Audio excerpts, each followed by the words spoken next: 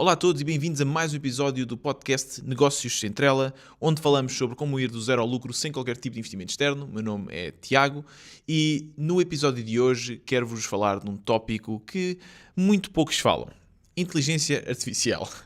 Não, obviamente que é um tópico muito batido, é um tópico que está na boca do mundo, mas que eu acho que eu continuo a ficar totalmente espantado com os avanços que têm havido, não só em termos de algoritmos e modelos, mas também em termos de ferramentas. E eu tenho utilizado muito a inteligência artificial e quero partilhar aqui um bocadinho das ferramentas que eu tenho estado a utilizar, como é que eu tenho estado a utilizar e como é que eu acho que vocês e as pessoas no geral podem estar a utilizar esta tecnologia. Eu sei que alguns de vós, e recebi alguns comentários, que preferem ter episódios um bocadinho mais técnicos e por isso vou tentar entrar um bocadinho mais em detalhe nas ferramentas que eu utilizo.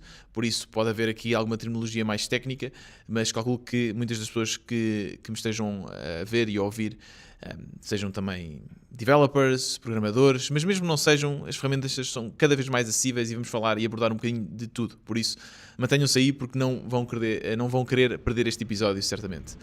Antes de começar, se gostam do Negócios Sem Trela, se querem ouvir mais, se querem ser notificados sempre que eu lanço um novo episódio, tenho algumas entrevistas que vão sair, que vão ser muito interessantes, subscrevam ao canal se estão a ver isto no YouTube ou se clicam em seguir no Spotify ou na plataforma de streaming em que estejam a ouvir este podcast e, por favor, deixem uma review. Se estão a ver isto na Apple, no Spotify, é muito simples, só têm que fazer scroll up enquanto estão a ouvir, clicar em 5 estrelas e ajuda a chegar a mais empreendedores. Por isso, se puderem fazer isso, no like, vocês já conhecem isso tudo, mas convém sempre salientar porque são 5 segundos que podem fazer a diferença para o sucesso deste podcast. Eu quero primeiro de tudo começar por dizer que, para quem ouviu um episódio do início do ano em que eu fiz as minhas previsões, eu continuo a achar que a evolução da inteligência artificial não tem sido... tem perdido um bocadinho do gás em termos dos modelos. Continuam a sair modelos cada vez mais interessantes, mas o salto entre, sei lá, um GPT-2 e um GPT-3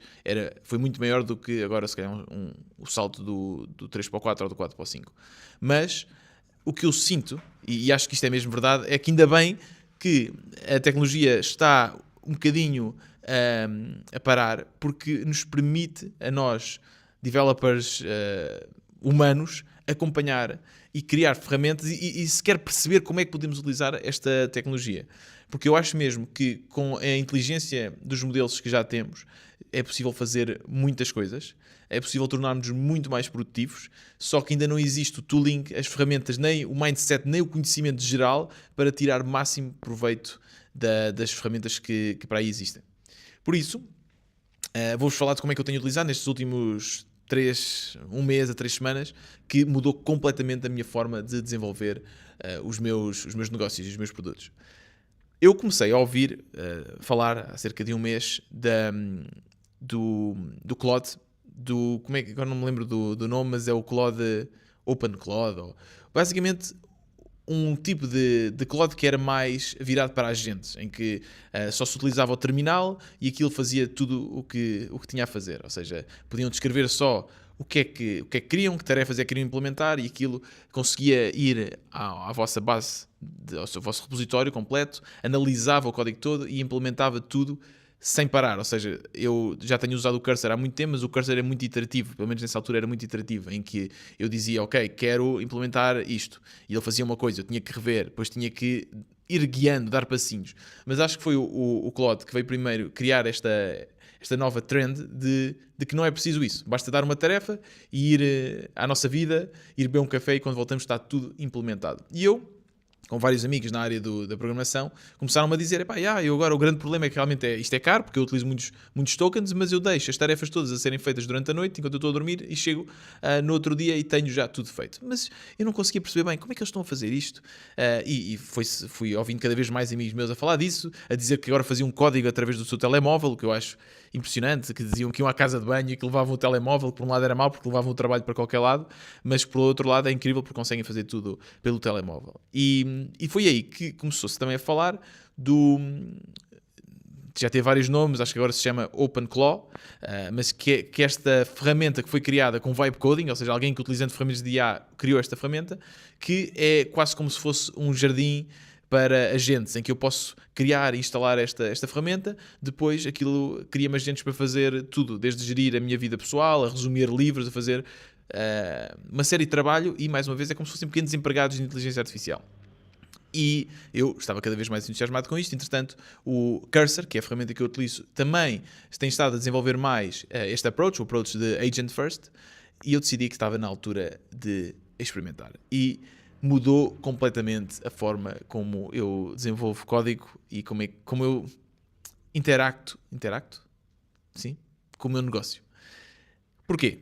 Para já, há aqui dois aspectos muito importantes. O primeiro aspecto é realmente esse aspecto de agente, ou seja, se vocês forem ao Claude também, mas neste caso peço desculpa, ao Cursor online, basicamente vão ao cursor.com/agente, e se abrirem essa UI, conseguem ver que eles agora lançaram uma nova forma de criar o código que não corre necessariamente localmente, ou seja, não tem que correr no vosso computador. Como é que aquilo funciona? Parece quase magia. Nós abrimos o Cursor, linkamos com o nosso repositório do GitHub, e mais uma vez, para quem não é programador, isto pode ser um bocadinho demasiado técnico. Basicamente o GitHub é um repositório, é quase como se fosse uma cloud, onde nós guardamos o nosso código, onde guardamos os nossos repositórios. É só ligar com o código e ele automaticamente começa a trabalhar. Ele começa a perceber que tipo de linguagem é que utilizamos, que tipo de setup é que temos, e vai fazer um setup virtual. Ele lá abre uma máquina virtual e começa a fazer o setup, e às tantas, eu vejo os passos todos a correr, começo completamente espantado com isto, e às tantas tenho o meu site a correr localmente nesta virtual machine que o Cursor criou. O que para mim foi fascinante, porque ele conseguiu perceber como é que o meu repositório, que eu achava que estava bastante desorganizado, funcionava, e conseguiu criar esse ambiente. E aqui a vantagem é, qualquer tarefa que eu lhe dou, ele faz o boot-up de uma nova máquina. Ou seja, eu posso ter várias tarefas a serem implementadas em paralelo, e ele faz tudo, desde a criação do código, testa o código, e basicamente cria um pull request, que eu depois posso ir só rever o código, fazer o merge, e já está em produção. É tão simples quanto isso. Ou seja, isto basicamente vem-me substituir um developer. Completamente. E eu comecei, obviamente, a brincar um bocadinho com isto, a perceber como é que eu podia tirar o máximo proveito destes agentes, e é um bocadinho isto que eu vos quero falar aqui neste episódio. Algumas coisas que eu fui aprendendo. Então, primeiro de tudo, é possível, é verdade, é possível fazer código através do nosso telemóvel, com este método. Basicamente, acho que o Cursor não tem uma app, mas é tão simples como abrir o Cursor no nosso Chrome, do nosso telemóvel, e depois criar um atalho, e funciona muito bem, quase como se fosse, é bastante mobile. E aquilo funciona da seguinte forma: nós, mais uma vez, chegamos lá, escolhemos o repositório, eu clico no botãozinho do microfone, falo, ele transcreve tudo o que eu disse e depois começa a trabalhar. Depois, o que nós podemos fazer é abrir aquela sessão no desktop. Isso dá jeito para quando queremos fazer os testes, ou seja, se ele cria um pull request, eu quero basicamente testar antes de pôr em produção. Agora, o que para mim foi bastante fascinante é que é possível, tanto no Cursor Online como na aplicação desktop, conectar o Cursor com os chamados MCPs. O que é que são MCPs? MCPs são os novos servidores, são os servidores para os agentes.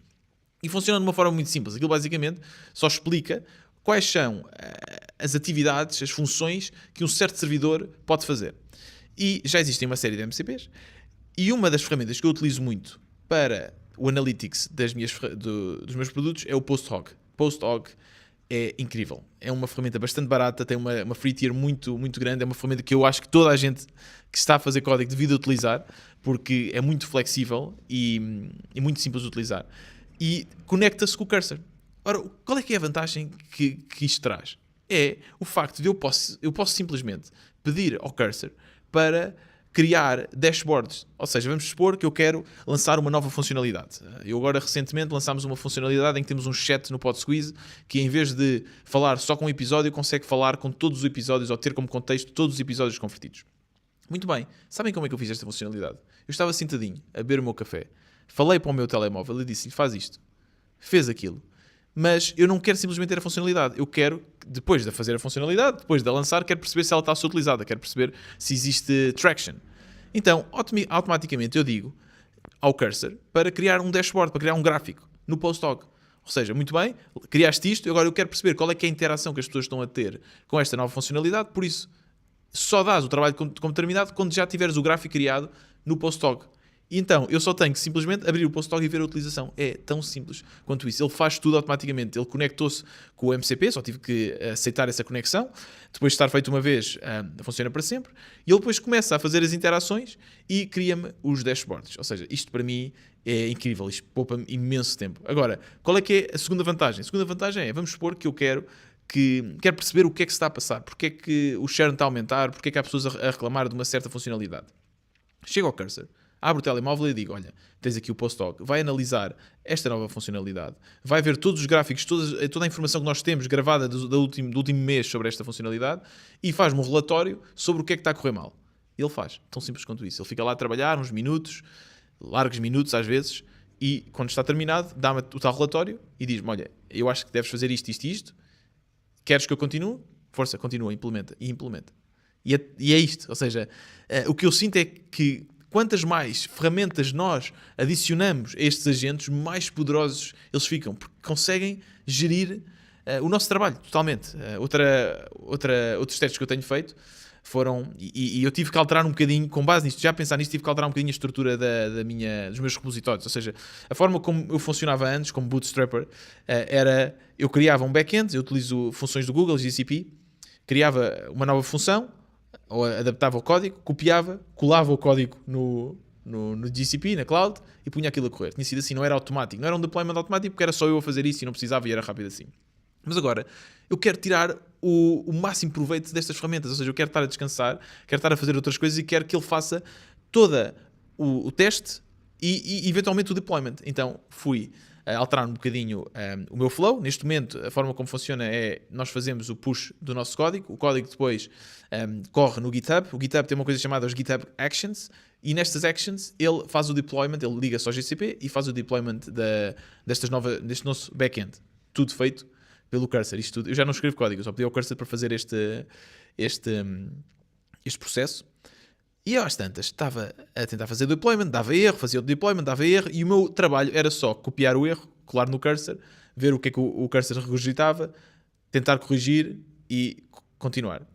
E eu percebi, espera, isto não é pensar agent first. Agent first é pedir-lhe, olha, tu tens acesso ao GitHub. É que se tens, faz tu o deployment, vê tu os logs, vê o que é que se está a passar e corrige. E ele disse, ok, vamos, boa ideia, não existe um MCP, mas eu posso simplesmente utilizar a API, por isso só preciso que faças este login. Ele basicamente conduziu-me, disse-me o que é que eu tinha que fazer, eu conectei com o GitHub e ele lá esteve a trabalhar, fez o deployment, falhou, fez o segundo, falhou e esta já estava a funcionar. Tão simples como isso é absurdo. E isto, eu posso dar imensos exemplos. Outro exemplo foi, por exemplo, nas nossas Google Functions, havia um problema que nós estávamos a ter e eu disse-lhe, olha, vai aos logs desta função, vê o que é que está a passar e corrige. E ele fez isso. Está ali a trabalhar, corrige, funciona. É impressionante. Outra funcionalidade muito interessante do cursor, que eu nem sabia, mas era só pedir e ele fazia. Ele consegue utilizar um browser. Ou seja, vamos supor que eu lanço uma nova funcionalidade, mas normalmente eu tinha que ir testá-la. Abria aquilo localmente, ia testar, clicar, etc. Mas na verdade ele consegue fazer isso. Ele consegue abrir um browser, para já ele consegue correr o servidor, abrir um browser e clicar como se fosse um humano. Ele vai lá, mexe o rato, clica e consegue fazer um teste total desta funcionalidade. E se há problemas, ele corrige logo. Eu agora, o meu flow, normalmente é o seguinte, eu peço-lhe para ele fazer uma funcionalidade. Eu peço-lhe para ele testar a funcionalidade como se fosse um humano. Peço para ele fazer o deployment e depois ainda lhe peço para ele ver os logs em produção para ver se está tudo bem. Chegamos a um ponto que realmente já não... Que o nosso trabalho como empreendedores e como developers é simplesmente sermos gestores. É um trabalho muito mais pensante, é um trabalho muito menos manual e nós só temos que nos sentar e pensar e depois pedimos ao cursor para implementar. E o que eu realmente sinto, e isto, peço desculpa se foi mais uma vez um bocado muito técnico, mas este flow que eu estou a implementar para o desenvolvimento da nossa aplicação pode ser implementado para qualquer profissão.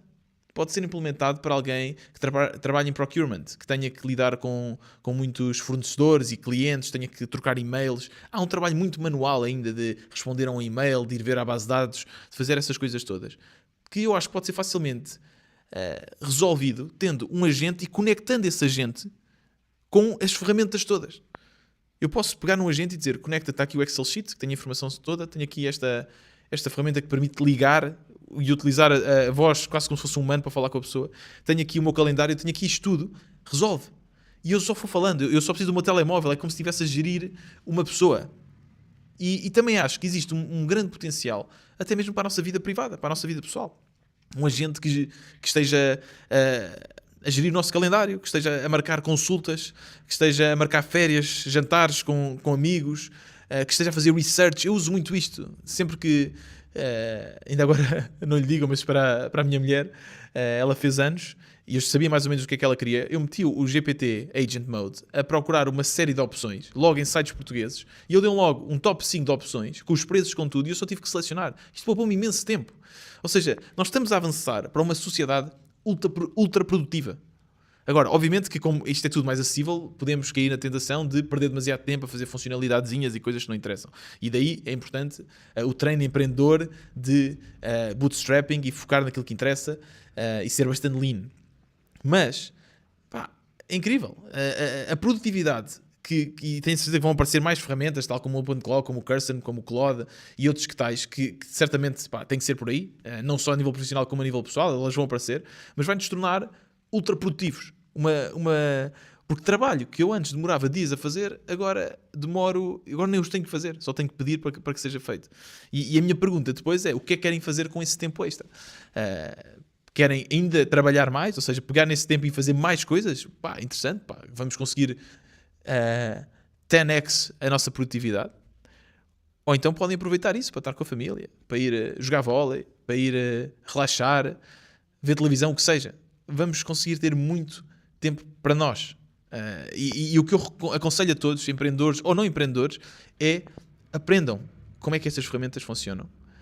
E vejam as possibilidades e comecem a utilizar, comecem a trazer essas possibilidades para o vosso dia-a-dia, para o vosso trabalho, e vão ganhar uma produtividade incrível. Isto é o futuro. E se não o fazem já, se não começam a aprender como estas ferramentas funcionam para já, vão acabar por ficar para trás.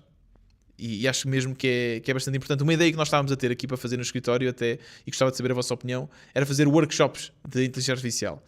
Gratuitos. Inicialmente até podiam ser gratuitos. Ainda não pensei bem até se podia ser um negócio ou não, mas a ideia era gira.